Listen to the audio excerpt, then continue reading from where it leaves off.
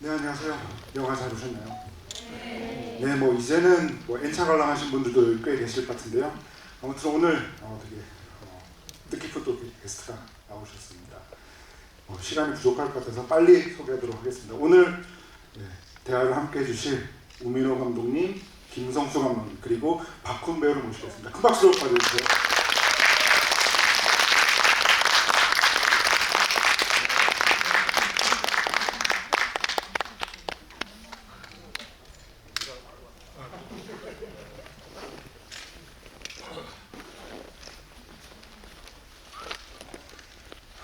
네, 그럼 저희 옆에 계신 우민호 감독님부터 간단한 인사 말씀 듣고 시작하겠습니다. 예, 오늘 제가 이제 두 번째 시구를 하게 됐는데 오늘 이렇게 또 제가 항상 존경하는 우리 김성수 감독님 모시고 이렇게 할 수 있어서 무척 영광입니다. 예.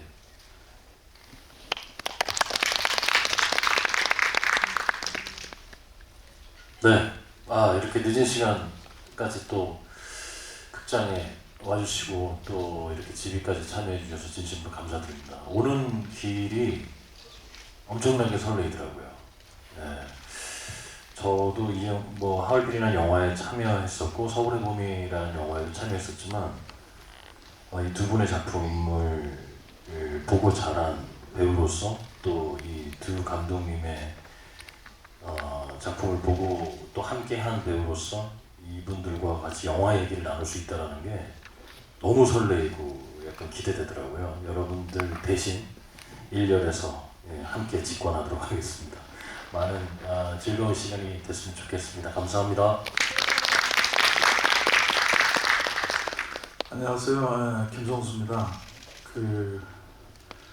제가 지난 연말에 봤던 가장 감동스럽고 또 너무나 재밌게 봤던 하얼빈이라는 영화하고 또 제가 좋아하는 우리 우민호 감독님 또 저는 이제 친하다고 생각하는 박훈 배우 또 우리 주종철 선생님 같이 이렇게 이런 귀한 자리를 오게 돼서 너무 영광스럽고 또 오늘 자리가 하얼빈이라는 훌륭한 작품에 대한 재밌는 얘기들을 나누는 그런 귀중한 시간이 됐으면 하는 바람입니다. 감사합니다.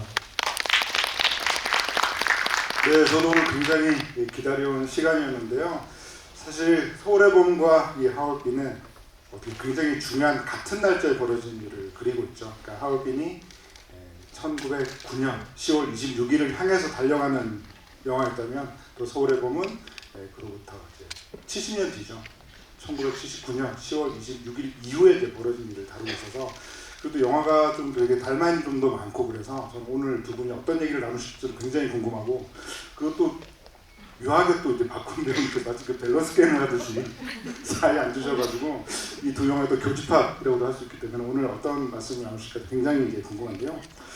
어쨌든 제가 처음 이게 드리고 싶은 질문은 서울의 봄과 이 하얼빈은 하이브 미디어 코프라고 하는 같은 제작사에서 제작이 됐잖아요. 그래서 이제 하이브 미디어 코프의 이제 김원국 대표님께서 직접 기획과 이제 제작까지 또 참여를 하신 작품이다 보니까 저는 이제 어떻게 보면 이 두 감독님이 만드시고 이제 개봉한 시기는 다르긴 하지만 뭔가 이 같은 제작사 안에서 한 영화가 이렇게 메이드되는 과정이나 이런 얘기들을 그래도 이제 내부에서 이제 들었던 얘기들이 있으실 것 같아가지고 두 영화 모두 이제 제작되기 전에 어떤 기대를 갖고 계셨는지 그것 좀 여쭤보고 싶습니다. 김성수 감독님이 하얼빈 저보다 이제 먼저 작품을 찍으셨습니다. 그리고 제가 남사현장들을 이제 끝나고 찍으셨는데 저는 이제 딱 거기까지 12.6에서 이제 거기까지인데 김성수 감독님이 그 다음을 찍으신다고 말씀하셨더라고요. 그래서 무척 저는 되게 호기심이 많았고 기대가 많았고 감독님도 워낙에 또 대가시고 하니까 어떻게 찍으실까. 근데 정말로 제가 들은 얘기로는 어마어마한 열정을 가지시고 찍으셨다고 말씀하시더라고요. 정말로. 그래서 저도 못지않게 제가 감독님보다 한 10살 어리거든요. 그래서 저도 열심히 찍어야겠다고 생각하고 이제 하얼빈을 찍었던 기억이 어렴풋이 좀 납니다. 김성수 감독님. 예, 제가 그 서울의 봄을 이제 하기로 했을 때 그 김원국 대표가 그런 말을 하더라고요. 그 남산의 부장들의 마지막 장면, 그러니까 그 이제 이병헌 씨가 이제 김재국 역할을 했던 이병헌 씨가 그 마치 이렇게 길을 잃은 사람처럼 어디로 가야 할까라고 하는 그 10월 11월 26일 아마 저녁 밤 자정 가까이 될 무렵이었을 것 같은데 그 모습에서 바로 이어지는 영화를 찍고 싶다 그러더라고요. 저도 남산의 부장을 제가 너무 좋아하고 그 진짜 완전히 몰입해서 봤던 영화이기 때문에 그 제안이 참 좋았어요. 그래서 남산의 부장의 이제 그 비견할 수 있는 그런 작품을 만들려고 열심히 만들었는데 다행히 관객분들이 좋아해 주셔서 이렇게 많이 보게 됐습니다. 그런데 이번에 또 하얼빈을 보면서는 이게 또 남산의 부장도 좋았지만 전혀 다른 그 경지로 나아간 작품인 것 같아서 참 우리 오미로 감독님 대단하다고 생각하고 있습니다. 예. 네, 그 사이에 박훈 배우님 어떠셨나요? 두 영화 모두 참여를 하셨는데. 네, 덕분에 계속 시대극이 잘 어울리는 배우라고 많은 분들이 얘기해 주셔서 저야 진짜 이 작품들 오미러 감독님하고 작업하기 전에 김정수 감독님하고도 작업하기 전에 사실 두 분이 만드신 그 영화를 보면서 또 저런 영화에 출연하고 싶다, 그런 배우면 얼마나 좋을까 이런 생각을 하면서 배우 생활을 했기 때문에 두 분의 교집합이라는 게 지금 너무 행복합니다. 제가 이런 날이 오네요. 그 어떠한 감투보다 굉장히 기분 좋은 일인 것 같아요. 네, 알겠습니다. 사실 저는 이제 김성수 감독님께서 이번 작품에 대해서 어떤 인상을 받으셨고 그리고 오미로 감독님에게 어떤 질문을 하실지 그런 것들이 1차적으로 가장 궁금한데요. 저는 두 영화가 굉장히 정서적으로 닮아 있으면서도 그리고 좀 다른 지점들도 꽤 많죠.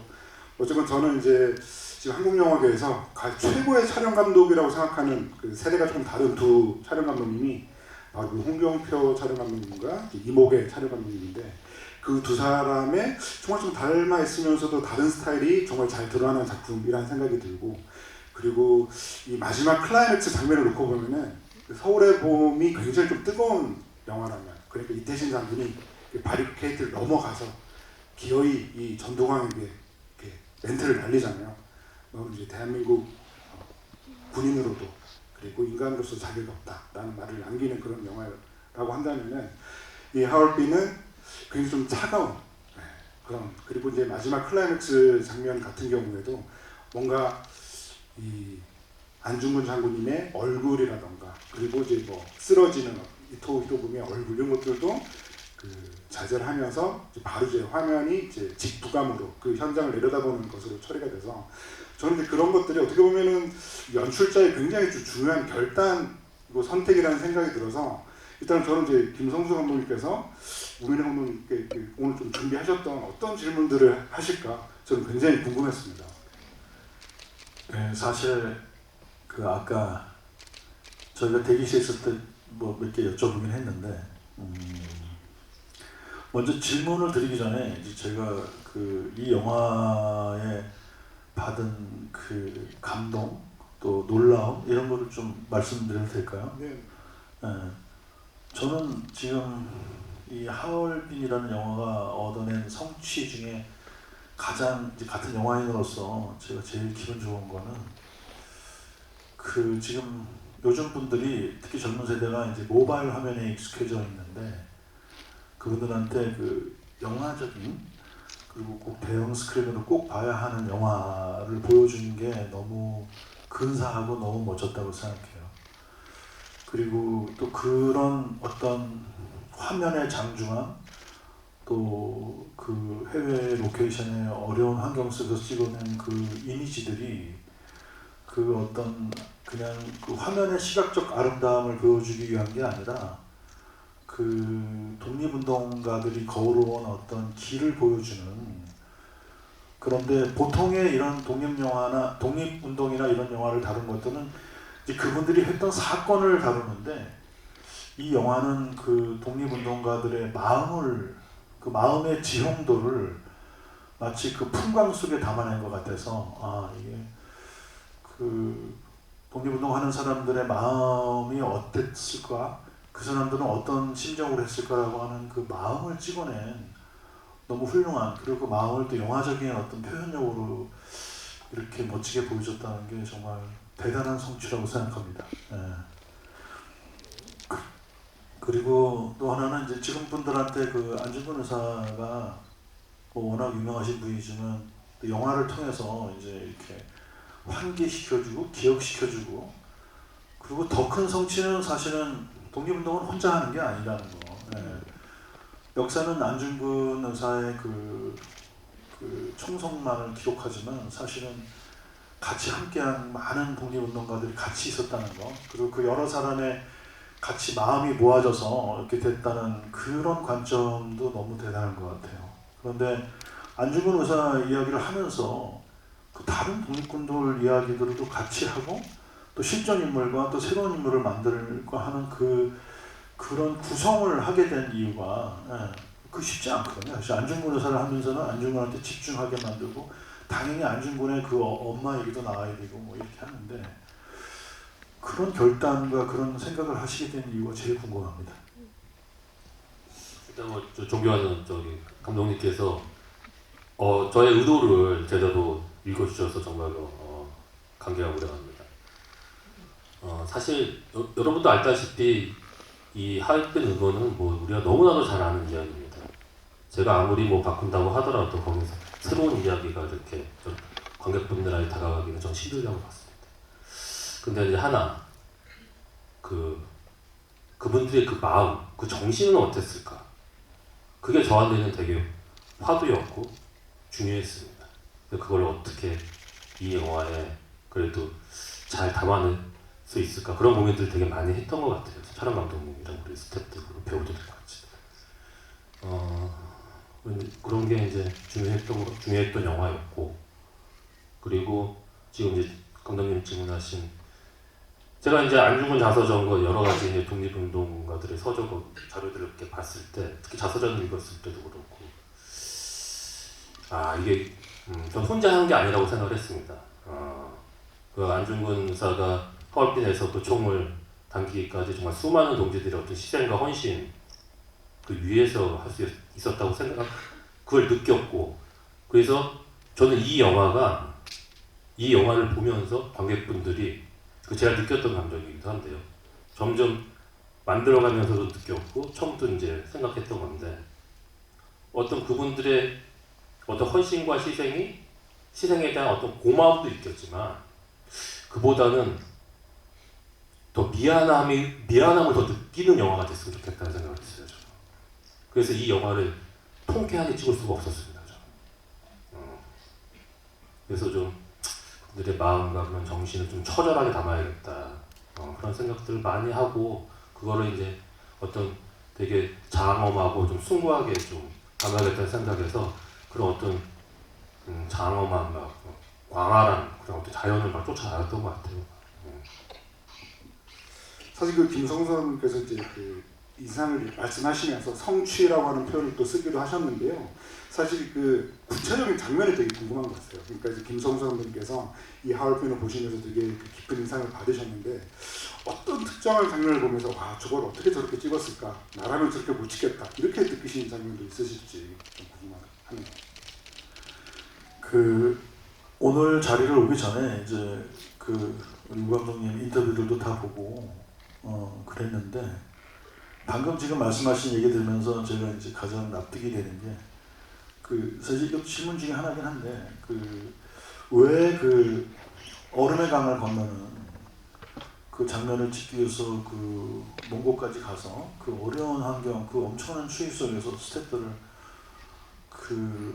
그렇게 촬영을 했는지가 되게 궁금했어요, 사실은. 왜냐면 그런 판단을, 그게 이제 영화 속의 어떤 결정적인 중요한 어떤 사건의 공간이 아니잖아요.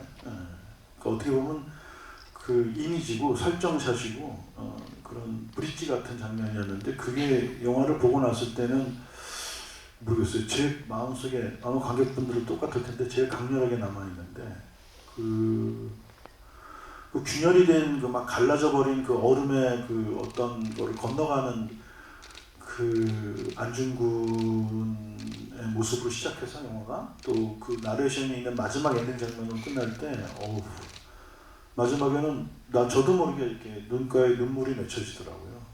그래서 저 사람들이 저런 마음으로 독립운동을 했구나.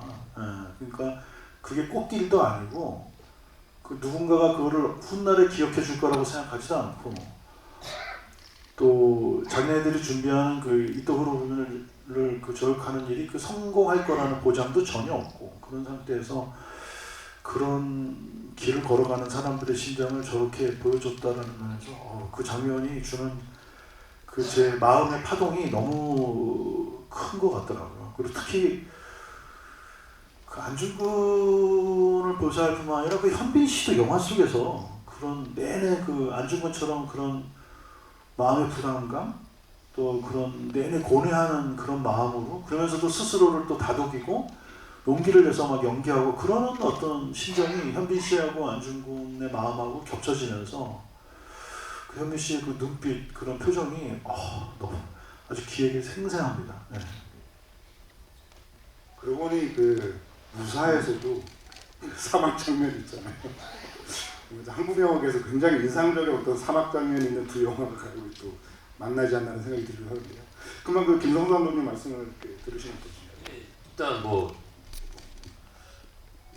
감독님 무사도 제가 너무나 좋아하는 영화고 그 당시에 그런 무사라는 영화는 정말 지금도 나오기 힘든 영화입니다. 한국 영화에서. 근데 감독님도 그렇게 막 정말 힘든 자연 막 그런 굳이 그런 데 가서 안 찍어 주셔도 텐데 그런데 찍는 이유가 있어요. 감독들이. 그건 뭐냐면은 그런 힘듦을 느껴야지 뭔가가 화면에 그게 담긴다고 생각하는 거예요. 왜냐면 그 영화 속 인물들도 힘들거든요, 지금. 근데 그거를 그냥 편안하게 찍으면 그런 느낌이 안 나옵니다, 절대. 그러니까는 이 하얼빈에서 안중근 의사와 우리 독립군들이 그 힘든 이 영화에서 나오는 거는 정말 이거 조적지열이죠. 그냥 이거는 뭐 비교될 건 아니지만은 그래도 우리도 뭔가를 해야겠다는 생각에 비교할 수는 없지만 우리도 힘들어야 된다는 생각이 일단 컸습니다. 그래서 배우들을 데리고 그런 오지 한지들을 막 쫓아다녔던 것 같아요. 느끼는 것들이 있으니까 그렇게 해서 이제 찍어낸 거죠. 몽골까지 막 가고 거기 홉스골이라는 곳으로 갔는데 거기 몽골의 북쪽입니다. 울란바토르까지 비행기 6시간 타고 거기서 거의 한 이틀을 또 비프장도로로 계속 가야 돼요. 또 겨울이니까 더 오래 걸리죠. 그러면 몽골 현지인들이 겨울에 거길 간다고 그러면은 이유는 하나라는 거죠. 죽으러 가는 거. 정말 그러더라고요. 거기 왜 가냐고 죽으러 가는 거예요. 겨울에 가면. 그러니까 보통 여름에 간다고 합니다. 왜냐면 북쪽이 거기 피서지로. 우리 이제 찍어야 되니까는 간 거죠. 그래서 거기서 현지 코디네이터가 그러는데 이렇게 영화 작품을 찍는 건 유일하다고 겨울에 거기 와서 다큐멘터리 이렇게 찍은 적이 있는데 뭐 여행 프로그램이나 처음이라고 그러더라고요. 네. 사실 그 사회에서 그 힘듦을 직접 체험하신 분이 이제 박군 배우신데 서울에 보면서는 사실 그 문일평은 주로 이제 도청을 하면서 좀 편하게 계셨잖아요. 근데 네, 아주 작은 공간에서. 이번 작품에서는 직접 또 삭발도 하시고 그 특히나 뭐 눈밭도 그렇지만 사실 그 독립군 못지않게 너무 힘들게 지내셨죠. 네. 근데 방금 두 감독님이 말씀해 주시는데 제가 한 장면이 떠올랐어요. 제가 한산이라는 영화를 했을 때 안성기 선배님과 했었습니다. 그래서 이렇게 대기 시간에 이렇게 길어지니까 제가 선배님한테 선배님 많이 심심하시죠? 이렇게 말씀을 드렸더니 선배님이 야 이건 기다린 것도 아니야. 내가 무사할 때 이렇게 하면서 무사 얘기를 막 해주셨어요. 그 대자연에서 이렇게 돌 주우시면서 돌 모양을 보면서 이렇게 그 시간을 버티시고 나중에 그게 영화야 이렇게 말씀해 주셨어요. 근데 저는 그렇게 촬영해 본 적이 없는 세대이기 때문에 솔직히 그 한산이라는 영화도 그 블루 스크린 앞에서 이렇게 바다에서 안 찍고 블루 스크린에서 찍었기 때문에 그런 거를 경험할 일이 없을 거라고 생각했어요. 그 선배님이 말씀하신 그런 게 영화야. 해를 기다리고 그냥 그 시간을 보내고 그냥 겸손해지게 그 시간을 기다리는 것이 영화야. 저는 절대 그런 일이 안 올 줄 알았거든요. 근데 하얼빈에서 그걸 만났습니다. 네, 하얼빈에서 해를 기다리고 눈을 기다리고 정말 그런 경험을 해볼 수 있다는 것 자체가 되게 이게 배우로서를 떠나서 인간으로서 되게 겸손하게 만들더라고요. 되게 작업이라는 것은 이렇게 정성을 다해야 되는구나 이런 생각이 들었고 아까 말씀하신 대로 두 작품에서 다 서울의 봄 때는 죄송했어요 선배님들한테. 저는 밀폐된 공간에서 찍었거든요. 그래서 고생 선배님들이 다 하시고 저는 되게 따뜻한 세트에서 이렇게 헤드폰 쓰고 찍어서 제가 기억하기에 그 다음 주인가 이제 막 광주 가서 막 바깥에 촬영을 하는데 그때도 겨울이었어요. 그래서 굉장히 힘든 촬영을 두시고 선배님들이 막 걱정하셨어요. 날씨가 많이 추워진다는데. 근데 아무 말도 못 하겠더라고요. 저는 속으로. 난 여기서 찍는데. 그래서 그 어느 때부터 좋은 컨디션으로 촬영을 했던 기억이 나고 또 우미로 감독님하고 찍을 때는 정말 빌런이고 정말 그 라트베이거에서 찍을 때 아까 감독님도 살짝 여쭤봐 주셨는데 그 마차씬, 액션씬 이런 거 찍을 때 사실 생각보다 로케이션이 순탄하게 진행이 되지만 저희한테 주어진 여건의 시간이 그렇게 많진 않아요. 그래서 빨리 해내야 될 때가 있거든요. 이렇게 뭐 폭탄도 터트려야 되고 이러면 사실 기회가 그렇게 많지 않습니다. 그래서 순간 많이 집중을 요하는 장면들이 많아요. 그래서 저도 이렇게 막 그 마차를 따라가는 씬을 찍을 때 막 액션 하는데 지금 내가 봤을 때는 요거 안 찍으면 이게 넘어갈 것 같은 거예요. 다음 날로. 그래서 넘어지고 자빠지는데 주변에서 스태프들이 아대 차시네. 그냥 하세요. 그냥 바로 가세요. 좀 됐어요. 이렇게 하게 되는데 아픈 줄도 모르고 찍게 되더라고요. 네, 돌바닥에 그냥 그거 다 막 그냥 했어요. 기억이 안 날 정도로 그냥 제가 자청해서 하게 되더라고요. 왜냐면 그 시간과 그 환경과 그게 너무 아깝더라고요.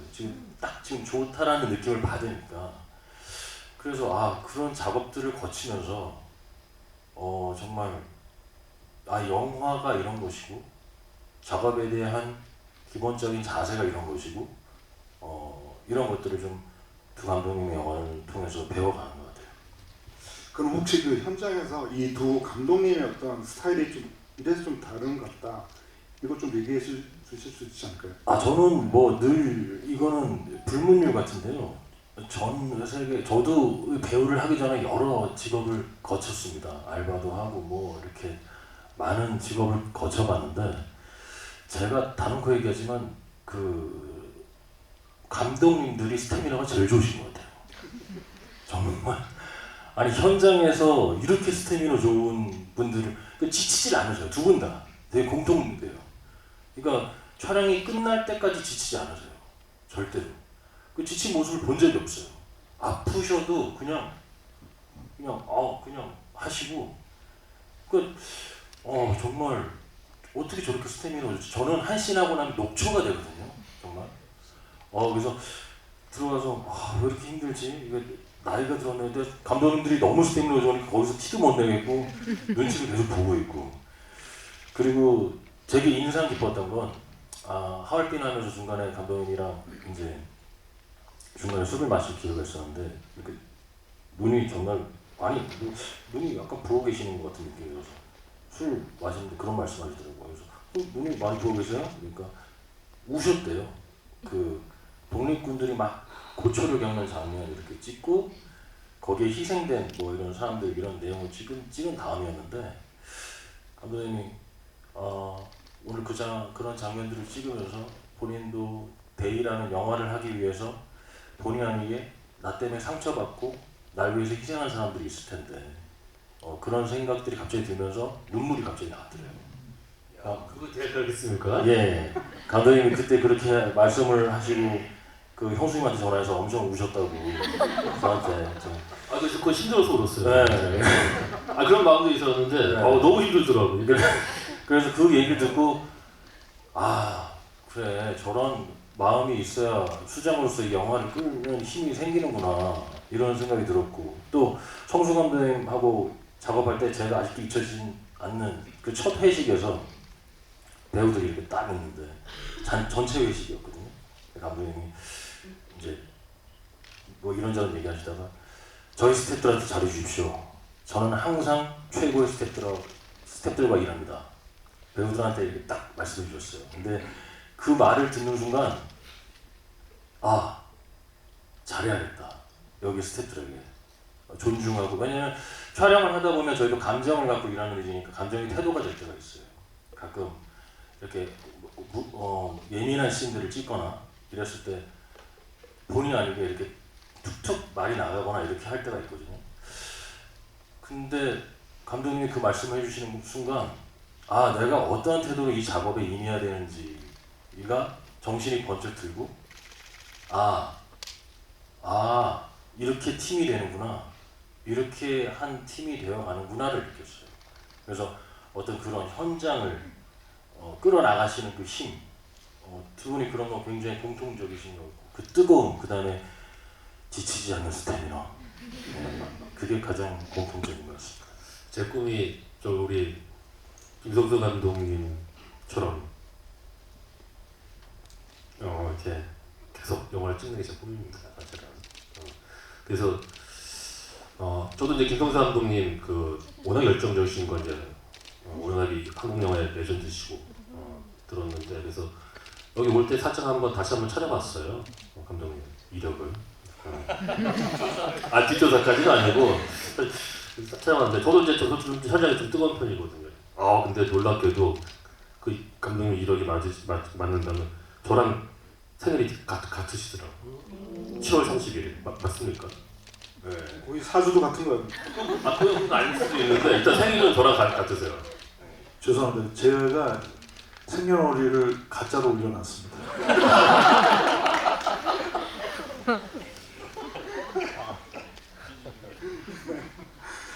그리고 또 아까 김성수 감독님께서 그 영화에 대한 인사를 말씀해 주신 가운데 안중근 장군님 외의 캐릭터들에 대한 얘기도 좀 언급을 해주셨어요. 그래서 그 외 다른 캐릭터들 중에서 좀 콕 집어서 좀 얘기하고 싶은 캐릭터가 있으신지도 여쭤보고 싶습니다.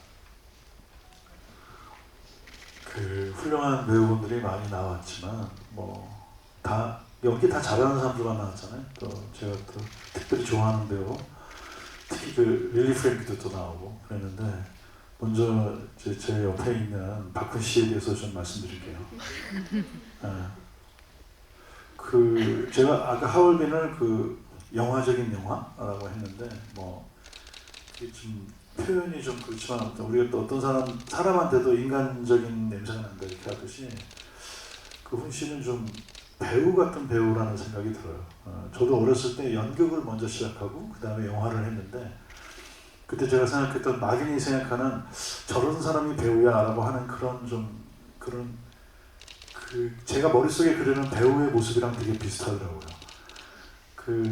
원래는 저랑 친한 이제 추창민 감독이 저한테 추천해서 이제 같이 만나게 됐는데 박훈 씨랑 일하면서는 자기가 해야 되는 캐릭터, 또 대사, 상황 이런 거에 대한 몰입이 엄청나요.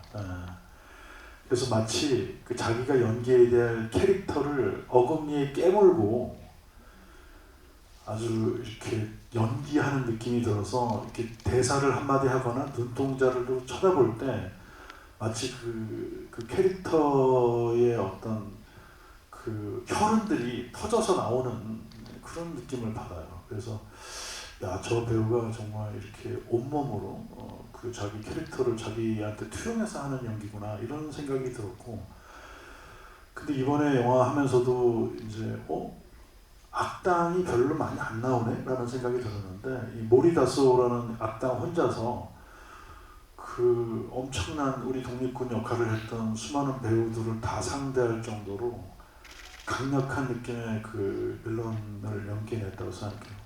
그거는 이제 아마 우 감독님이 이 빌런 설정이 그 상징적인 그 이쪽으로는 말고 오리다소 하나로도 이 독립군들 전체를 맞서는 그런 상대역으로서 충분하다는 그런 게 느껴지셔서 아마 그렇게 한 것 같은데, 저도 박군 씨는 그 에너지와 그 힘이 너무 대단해서 앞으로도 또 어떤 작품에서 어떤 역할을 할지가 너무 기대됩니다. 그러면서 박군 씨 정말 너무 멋있었던 것 같아요. 그리고 개인적으로 뭐 박정민 씨도 좋아하고, 아까 이제 그 대기실에서 제가 그 이제 이창섭을 연기했던 이동욱 씨이기도 하고 그랬는데, 물론 현빈 씨도 있고 전혁 씨도 있는데, 저한테 너무 인상적이었던 거는 그 이제 김상현 역할을 했던 조우진 씨. 스테이크 먹방 얘기가 많이 나와요. 그때 스테이크 먹방 그 지금 툭 고기를 던져주니까 그거를 막 먹는 그 눈물을 흘리면서 한 장면은 뭐 아마 한국 영화의 명장면으로 남을 것 같습니다. 그리고 또 그 채가구 역에서 그 이제 박정희, 우덕순하고 둘이 같이 이제 있으면서 그 자기를 실토하는 장면에서도 그 장면 보면서 저 장면 찍고 싶다. 연출자로서 너무 좋은 장면 보면 나도 저걸 찍고 싶다 그런 마음이 들거든요. 그 장면에서는 그 두 배우의 그 연기가 너무 멋졌습니다.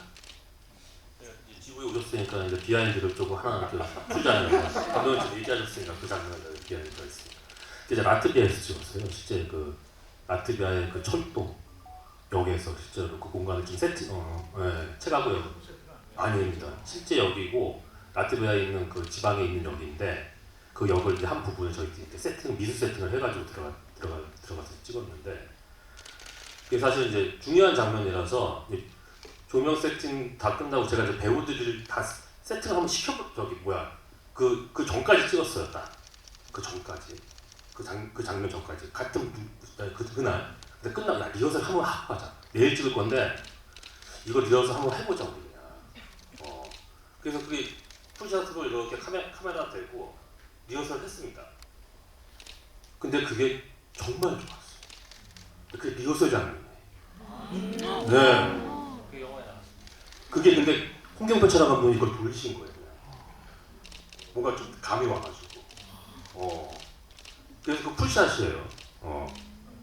근데 그걸 했고 저는 정말 좋았거든요. 그래서 이제 그날 우리가 간단히 저녁을 먹으면서 내일 이제 찍어야 되니까 이런 얘기 저런 얘기를 막 하게 되는 거죠. 근데 실상 딱 이제 본촬영 딱 들어가는데 아무리 찍어도 그 느낌이 안 나오는 게 있어요. 근데 다행스럽게도 이제 촬영 감독님이 그걸 이제 촬영을 해놔가지고 제가 그 장면은 배우들이 이 장면이 좋으니 이거 그냥 내가 코스 안 나올 테니까 그대로 가자 이거 그냥. 나중에 이제 눈물 흘리는 장면만 좀 얼굴을 딴 거고요. 그건 리허설 장면을 저기 넣은 겁니다. 정면에서 지금 둘이 나중에 지금 미디어 풀샷. 예. 그 다음부터 배우들이 감독님이 가볍게 해보자 그러면 불신하잖아요. 굉장히 최선을 다해서, 저는 리허설 때 그렇게 열심히 하는 배우들을 처음 봤거든요. 감독님이 그냥 가볍게 해보자 그러면 이거 분명히 돌릴 거야 이러면서 정말 혼신을 다하더라고요. 근데 리허설 할 때는 배우들을 보고 저도 그렇게 주문하고 배우들 자신도 그렇지만 한 자기 연기 한 70-80%의 생각만 갖고 하거든요. 그런데 오히려 그런 가벼운 마음으로 할 때 더 진짜스러움과 자연스러움이 획득되는 것 같아요. 그런 거 같더라고요. 본인들도 그런 얘기를 하더라고요. 그래서 저랑 얘기하고 이제 뭘 만들어가니까 자꾸 만들어진다는 느낌을 받나 봐요. 그래서 그때 그냥 실 빼고 그냥 쭉 그 상황에 그냥 몰입해서 해버리는 게 오히려 때로는 좋을 때가 있습니다. 근데 그랬던 거죠. 또 우리 홍준표 촬영 감독이 대단하신 게 그 촉이 좋으신 게 그걸 또 딱 촬영을 하신 게 말 안 했으면 못 건지는 건데, 그러면서 계속 찍으면서 계속 고통스러웠겠죠. 왜 리허설만큼 안 나오지? 왜 리허설만큼 안 나오지? 막 이러면서. 그렇죠. 사실 이렇게 그냥 얘기 나누면서 계속 그냥 하염없이 시간이 지나갔으면 좋겠는데, 아쉽게도 이제 또 이제 좀 객석의 질문을 받아봐야 될 것 같은 시간이 됐는데요. 그 질문 선택되신 분들은 나중에 그 테슬로에서 그 선물 받아가시면 됩니다. 선물이 예, 그 광복 연필이라고요. 동화 연필 있습니다. 그거 받아가시면 됩니다. 네, 그럼 손 들으시면 여기 두 번째 줄 받겠습니다. 예, 손 들으세요. 예.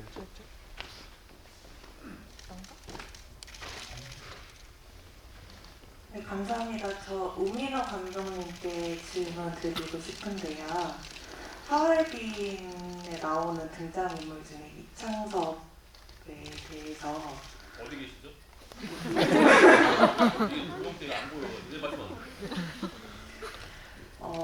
아까 이제 이야기 나누실 때 특별히 이제 1분구 외에는 별로 그렇게 뭐 빌런 같은 캐릭터가 없다고 하셨는데 이제 빌런의 캐릭터여도 안중근이랑 좀 대척에 있는 인물이 이창섭이라고 저는 생각을 해요. 왜냐하면 안중근 같은 경우에는 계속 시도를 하려고 하는 인물이고 이창섭은 좀 실패를 하면 안 된다라는 생각을 좀 가지고 있는 인물인 것 같은데 결국에는 영화 처음 부분에서 전쟁을 끝내 그 일본 포로를 풀어줌으로 인해서 처음에 최초의 갈등이 생겼던 것으로 시작을 하잖아요. 그리고 제가 느꼈던 부분은 아까 말씀드렸던 걸로 느꼈는데 결국에는 마지막에 이창섭이 안중근은 고결한 인물이었다라고 이야기를 하고 이제 하게 되는데 그런 부분에서 이창섭이 이창섭 캐릭터를 어떻게 좀 설정을 하셨는지 안중근의 관계에 대해서 그게 좀 궁금합니다. 이창섭이라는 캐릭터를 안중근 캐릭터에서 시작을 했습니다. 그러니까 안중근한테 없는 지점. 그래 어떤 안중근은 자기 이제 원칙이라는 걸 되게 중요시 여기죠. 저 이창섭한테의 원칙은 이기는 게 원칙입니다. 그 과정에서는 뭐라도 상관없다는 거죠. 근데 그건 안중근이 할 수 없는 지점인데 그래서 그 안중근에 없는 거를 제가 그대로 가져온 거죠. 그렇다 보면 이창섭에서 바라보면 또 이창섭은 없는 점이 안중근한테 있는 거죠. 그렇게 봤을 때 이창섭 입장에서는 그렇게 되게 고결하게 보였겠죠. 그러니까는 가령 그런 것 같아요. 그래서 안중근 캐릭터가 물론 이등망문을 죽였지만 그 죽인 것도 사실은 모두가 살려고 좀 죽였다고 생각을 합니다. 모두를 살리려고 같이 살아가야 된다고. 실제로 동양평화를 계속 주장하셨거든요. 한중일이 계속 평화롭게 공존해서 살아야 된다. 서로를 침략하지 말고. 그런 지점에서 아마 이창섭이 되게 고결했다고 저는 고결하게 느꼈을 거라고. 그리고 여기 있는 모리도 아마 그걸 느끼지 않았을까. 왜냐하면 살려줬지만 모리 입장에서 되게 자존심이 상하는 거지만 안중근은 그래도 살렸으니까. 그래서 물어보잖아요, 모리가. 안중근은 어딨냐고. 한 10번 이상 물어보죠. 한 10번 이상 되는 것 같은데요. 원래 사실은 대본에 그렇게 안 돼 있었는데 그 다른 방식으로 묻는 걸로 돼 있었는데 그것도 제가 그냥 안중근을 도코타로 바꿔서 해달라고 했던 부분이었는데 사실은 이게 되게 저 입장에서는 저는 굉장히 대본을 상징적으로 읽었어요. 그래서 예를 들어 이게 상징하는 바로 이렇거든요. 좀 시처럼 대본을 봤던 것 같아요. 그래서 이 안중근이라는 사람이 이 대안의 혼이라면, 그러니까 아까 말씀하신 대로 이렇게 이창섭이라는 인물은 투쟁의 역사 같은 느낌이고 좀 용맹한 투쟁의 역사, 그다음에 이 좀 정체되어 있는 사람들, 그 공부인 같은 경우는 뭐 조선의 한 같이 느껴지는 거죠. 이렇게 뭔가 응축돼 있고, 그다음에 뭐 사실 영화에서는 그 내용은 삭제됐지만 동학운동을 했던 우리 우덕순 역할 같은 경우는 뿌리, 뭐 어떤 신의 이런 거를 담당하는. 그래서 저는 그 모리다소와 그 이토 히로부미를 그 당시에 제국주의 일본에 투영해서 그 이등병문이 그때 당시에 일본의 정신이라면 이 사람의 행태와 어떤 모습으로 대륙에 대한 끝없는 집착 같은 모습을 안중근한테 보여줌으로써 그 제국주의 일본을 표현할 수 있다라고, 상징할 수 있다라고 좀 생각했던 것 같아요. 그래서 그 과정에서 안중근의 정신을 계속 찾는 사람. 관객한테 저놈은 이렇게 미친 듯이 안중근을 찾을까? 라는 궁금증을 안겨줄 수 있다면 결국에 그걸로 질문을 던질 수 있다고 생각했어요. 당신한테 안중근은 어디 있었느냐? 지금의 시대를 살아가는 당신에게 안중근은 어디 있냐? 그래서 그 질문을 계속 하고 싶었던 것 같아요. 제가 이제 이런 얘기를 감독님하고 이렇게 저는 이런 질문을 던지는 캐릭터 빌런이지만 그런 질문을 제 나름의 목표를 갖고 한번 해보고 싶습니다. 그리고 일본 뭔지 제가 느끼기에 일본 사람들은 모리도 그렇지만 뭔가 죽음으로써 자기 뭔가 이렇게 명예를 회복한다거나 항상 그런 식이 좀 많습니다. 네. 근데 한국 사람들은 다른 것 같아요. 한국은 뭔가 살아야 되는 거예요. 모진 뭐 상황 속에서도 그게 한민족이었던 것 같아요. 제가 이 영화를 찍으면서 가장 영향을 받은 책이 하나 있는데 그게 박경리의 토지라는 책입니다. 그 책이 결국 하고자 하는 이야기는 되게 모진 생명력이에요. 우리나라가 되게 수많은 외세 침략을 받고 뭐 그랬잖아요. 되게 그럼에도 불구하고 계속 극복해 나가거든요. 지금 뭐 6.25 전쟁도 마찬가지고 민주화 항쟁도 마찬가지고 지금 또 계엄도 마찬가지고.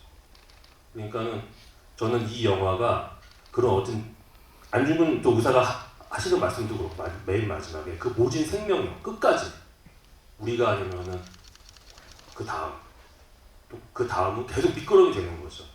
나는 이제 여기까지 갔고 죽었고 그러면 니네 산자들이 우리의 죽음을 대신해서 니네들이 이제 싸워라. 그리고 니네들이 싸우면 또 그 다음 세대가 또 싸울 것이고. 저는 이제 그런 것 같아요. 네. 저도 한마디 못하면 사실 저는 그 이창섭 역할을 했던 이동욱 씨, 그 저런 매력이 강렬한 거칠고 아주 남성적인 매력이 있다는 거에 깜짝 놀랐어요. 그래서 아주 이동욱 씨한테 푹 빠져서 봤고, 그 아까 말씀하신 그 이제 안중근을 고결하다고 말하면서 마지막 최후를 맞이하는 장면에서는 지금 감독님 설명을 들으니까 오 감독님 말씀하신 것처럼 안중근의 다른 일면을 반영한다는 측면도 들었고요. 그래서 그 말씀을 들으면서 제가 영화를 보면서 느꼈던 것 중에 하나가 지금 그 박훈 씨가 안중근이 어디 있느냐라고 얘기할 때 저는 어떤 느낌을 받았냐면 그 모리를 살려준 사람이잖아요. 자기 생명을 살려주고 사실 그것 때문에 이제 그 안중근의 고난이 시작됐는데 자기를 도와준 사람을 사실은 더 증오하고 미워하고 붙잡으려고 하는데 영화 속에서 저 모리가 안중근을 잡아서 그러면 죽일 건가? 살려줄 건가? 뭐 이러는 생각을 하면서 보다가는 나중에 그게 반복되니까 그 모리라는 사람이 갖고 있는 마음속에 그 어떤 완벽한 인간? 그 자기가 이루지 못한 어떤 인간의 형태에 대한 열망? 이런 거가 좀 느껴졌어요. 그러니까 안중근은 그 모리한테 이제 나는 이런 사람이야 라는 걸 보여줬는데 그때 모리가 자기한테 결여된 어떤 거를 봤던 것 같아요. 그래서 저는 영화를 보면서 끝까지 저 모리는 안중근이라고 하는 그 마음의 이상향에 닿지 못할 거라는 생각이 들었고 그 할빈역에서 공부인이 딱 이렇게 그 막아서는 장면에서 좀 마음속으로 굉장히 그런 관객으로서 통쾌함을 느꼈던 것 같아요. 그러니까 안중근이 어디 있느냐고 하는 거는 안중근이라고 하는 자기의 이상향 하지만 자기는 결코 다다를 수 없는 그런 거를 계속 묻는 질문처럼 들렸습니다. 사실 저도 이제 여기 한 말씀도 못 드리고 싶은데 뭐냐면 제가 이제 이 영화를 3번 봤어요. 3번 봤는데 3번째 보면서는 살짝 좀 눈물이 났거든요. 어떤 장면에서 눈물이 났냐면 그 영화 속에서 안중근이라고 하는 사람은 누군가 이렇게 그 잠깐 그 대열에서 그 이탈했다가 돌아왔을 때 보면 그냥 묻지도 따지지도 않고 달려가가지고 일단 끌어안으면서 뭐 잘 지내냐 어떻게 지내냐 이렇게 물어보는데 사실 그 이창섭은 그게 불가능한 인간이잖아요. 그러다 보니까 이창섭이 그 안중근에게 느끼는 그런 게 있었던 것 같아서 저는 이제 희한하게 이제 그 장면에서는 그 안중근 장군님의 얼굴이 보이지도 않는데 일단 문이 열리면 달려가서 끌어안는 그 어떤 믿음 이런 것들이 저는 좀 굉장히 좀 울컥하게 만들지 않았나 그런 생각이 듭니다. 네, 또 다음 질문 받도록 하겠습니다. 저요. 저기 계단 통로 쪽에 계신 분 좀 받겠습니다. 아 지금 안 받으시고 유성도 감독한테 궁금하고 싶은데. 안녕하세요. 우민호 감독님한테 질문 드리고 싶은데요. 여기 있습니다. 네. 이번에 처음으로 이 영화를 통해서 IMAX 그 비율 카메라를 썼다고 했는데 혹시 그걸 쓰면서 힘들었던 점이나 뭐 그냥 생각을 묻고 싶습니다. 힘들었던 건 없었고 저한테는 되게 운이 좋았던 것 같아요. RE65라는 카메라를 썼는데 사실 그런 카메라를 감독으로서 제가 영화를 언제까지 찍을지 모르겠지만 이번에 썼다는 건 저한테 큰 행운으로 다가왔고, 그리고 제가 사실은 그 전작에서 항상 보면은 이렇게 인물의 단독샷들이 많습니다. 이렇게.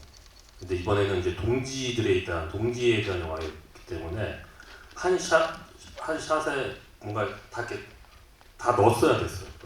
우리 독립군들을. 그러다 보니까 이제 그리고 이제 또 대자연들을 돌아다니면서 찍을 작정으로, 그래서 그러니까 RE65라는 카메라가 아주 좋습니다. 일단 다 담아도 해상도가 워낙 6.5K라서 좋아가지고 다 이렇게 인물 하나하나가 잘 보일 수 있어서 잘 찍었던 것 같아요. 근데 조금 힘들었던 거는 제가 그 전작에서는 보통 카메라를 항상 2대, 3대씩 돌려서 찍었거든요.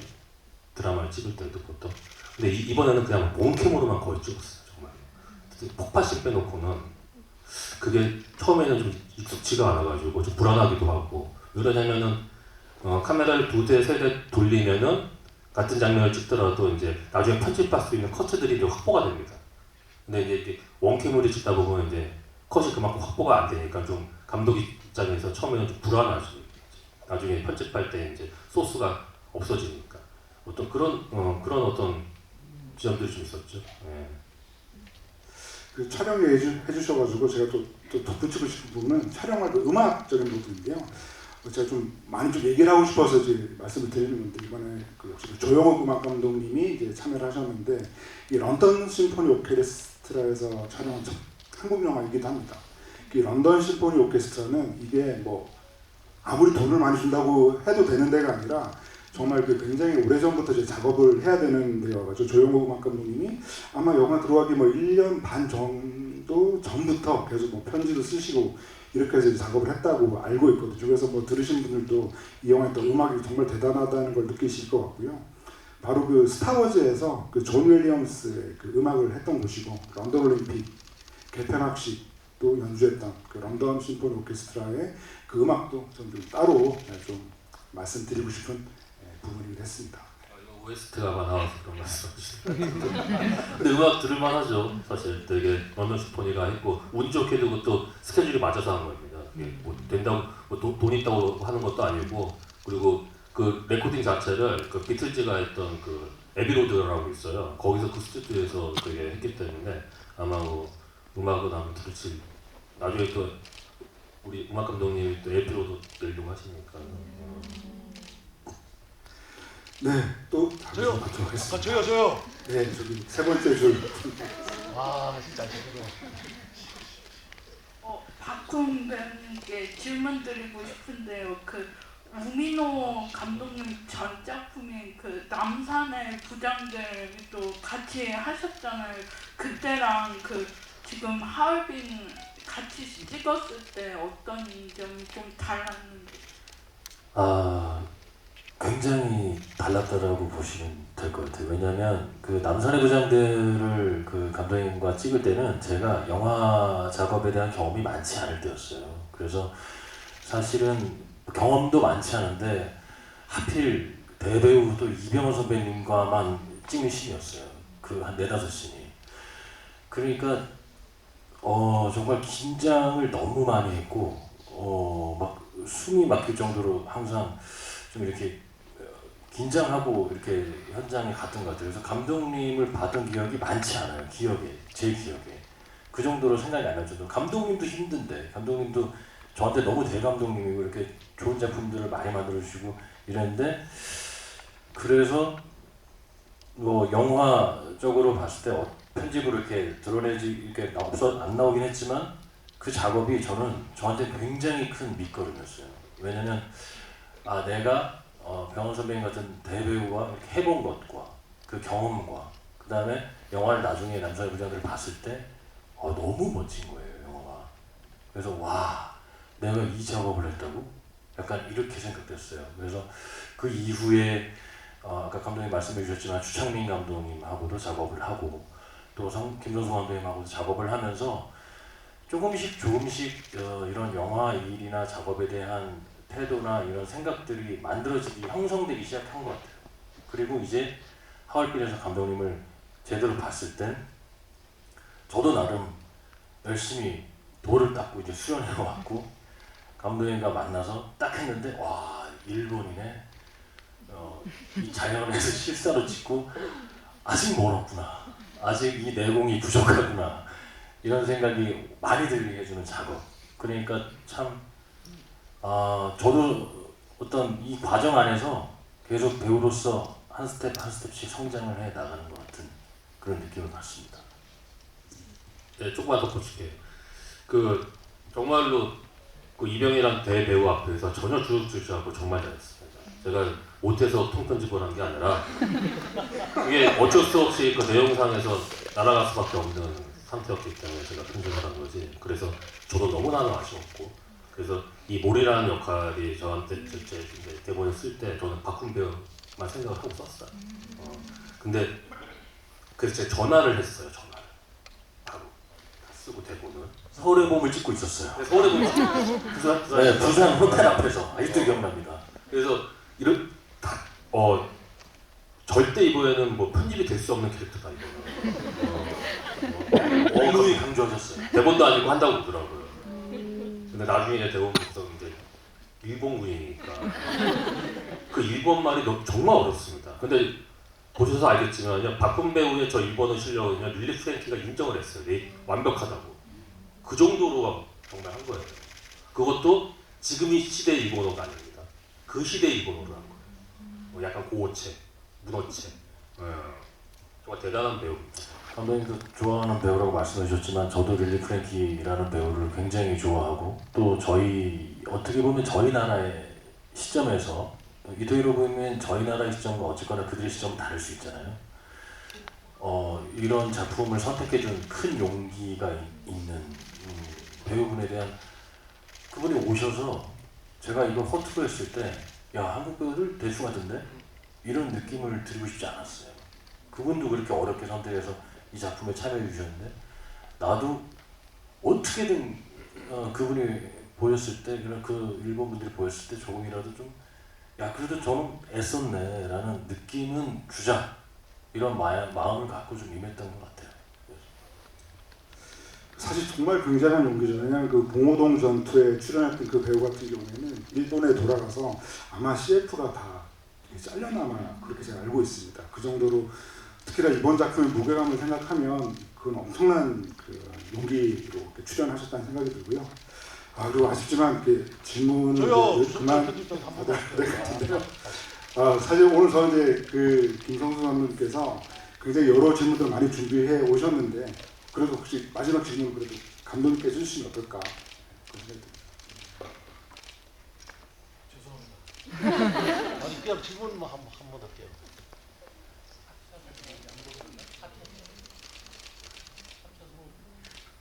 네, 그럼 짧게 해주시죠. 네. 아니 주석철 편집장님, 그렇게 과음을 치려는데. 네, 짧게 해주시기 바랍니다. 다른 게 아니 근데 질문을 하시되 어떤 서운함이나 이런 거를 말씀하시는 건 좀 그래요. 그래서 드리는 거니까. 다른 게 아니고 오늘 오신다길래 제가 서울의 범위 1312만 해가지고 1000만 넘었지 않습니까?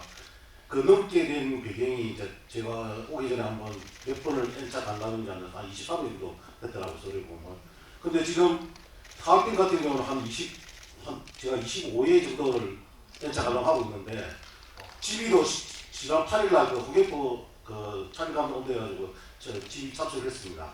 근데 궁금한 게 있는데 조선 감독님이 그게 뭐냐면 저희들 볼 때도 했는데 마지막에 이태신 장군이 바리케이트를 넘어가는 장면, 원래는 사실은 서울 보면 역사에 그런 내용이 없는데 그걸 의도하게 된 이유가 뭔지 그게 진짜 궁금했거든요. 그거 좀 궁금해서 질문 드렸습니다. 하얼빈에 대해서 대답해 주시죠. 그래도 오늘 대통령. 바로 답해 주시고 예. 바로 하겠습니다. 아니 그러니까 그때 우리가 12.12는 어떤 반란군들이 승리한 거잖아요. 그래서 우리나라를 빼앗겼잖아요. 10년이 넘게. 근데 그때 저항했던 분들이 계시거든요.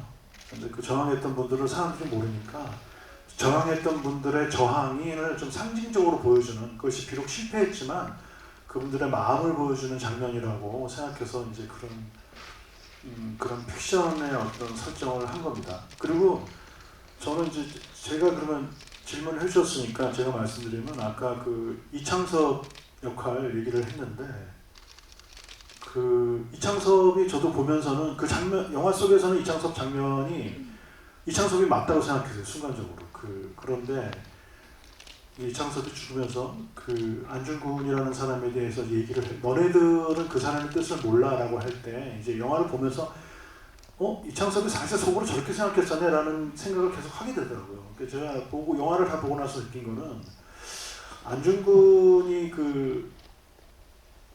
제가 안중근에 대해서 저도 이제 쭉 옛날부터 알 때 제일 속상한 게 좀 꽤 됐어요. 일본에서 안중근에 대한 거를 굉장히 높은 직책에 있는 사람이 안중근을 범죄자라고 하더라고요.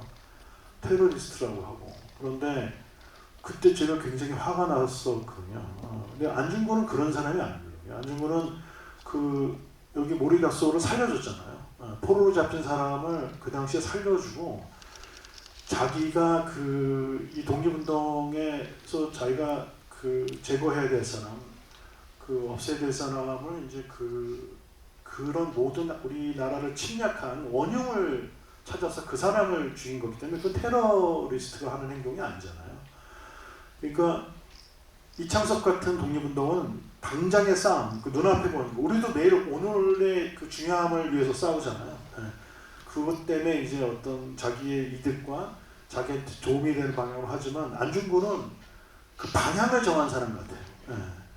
그래서 안중근이 했던 독립운동은 그 이후에 우리나라 독립운동사의 그런 저항과 투쟁의 방식, 그 다음에 사상적인 토대를 만들어준 거기 때문에 굉장히 우리가 길게 보고 해야 된다라는 거를 이 영화가 보여주고 또 마지막 장면에서 그런 얘기가 나레이션으로 나오니까 제가 더 뭉클하고 더 눈물이 났던 것 같습니다. 질문이 아니라 제가 이제 이 영화에서 너무 좋았던 장면을 마지막에 말씀드리려고 가름하겠습니다. 잘 봤습니다. 네, 오늘 이렇게 김성수 감독님 모시고 정말 뜻깊은 대화를 나눠본 것 같은데요. 시간이 정말 아쉽습니다. 그래도 끝으로 마지막 말씀 오늘 나눠야겠습니다. 저희 롤 모델이기도 하고 존경하는 김성수 감독님과 그리고 제가 너무나 좋아하는 우리 박훈 배우와 같이 기부할 수 있어서 정말 영광이었고 뜻깊었습니다. 그리고 마지막으로 한 말씀 드리자면은 감독님 지금 말씀의 연장선이기도 한데 올해가 광복 80주년입니다. 그리고 을사년이죠. 을사년이 120년입니다. 80주년을 기념을 해서 이 정부에서 이달의 독립운동이라는 책을 발간했어요. 근데 거기에 하얼빈 의거가 빠졌습니다. 거기에는 이봉창 그리고 윤봉길, 홍범도 장군의 업적도 다 없어졌습니다. 올라가진 않았어요. 대신에 이제 친일파들의 행적이 올라갔는데 제 생각엔 그러면은 제목을 바꿔라. 이달의 독립운동이 아니라 이달의 친일운동으로 그러면 될걸. 굳이 이달의 독립운동에 그 친일파들의 행적이 대신 올라갔던 거는 정말로 분노를 금치 못하는 그런 사실이라고 생각하니까 여러분 이거 간과하지 마시고 잘 기억해 주시기 바랍니다. 오늘 와주셔서 고맙습니다. 감사합니다.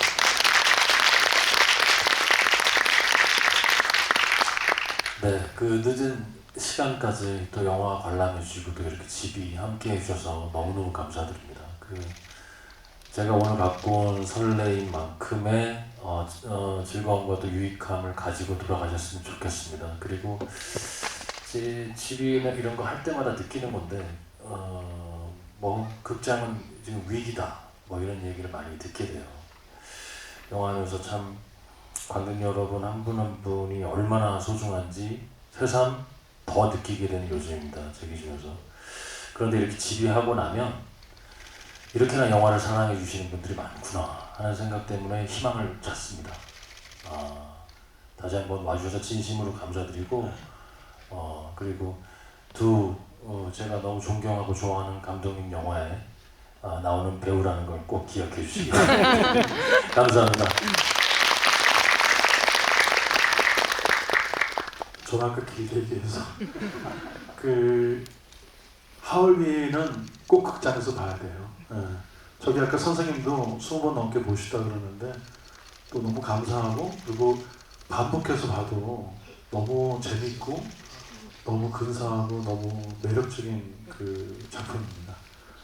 여기 하얼빈을 사랑하는 분들이니까 여기 이 자리에 와주신 건데 여러분들도 그 사랑의 마음을 주변 분들에게도 더 말씀해서 하얼빈은 꼭 극장에서 꼭 봐야 된다고 말씀해 주시면 정말 감사하겠습니다.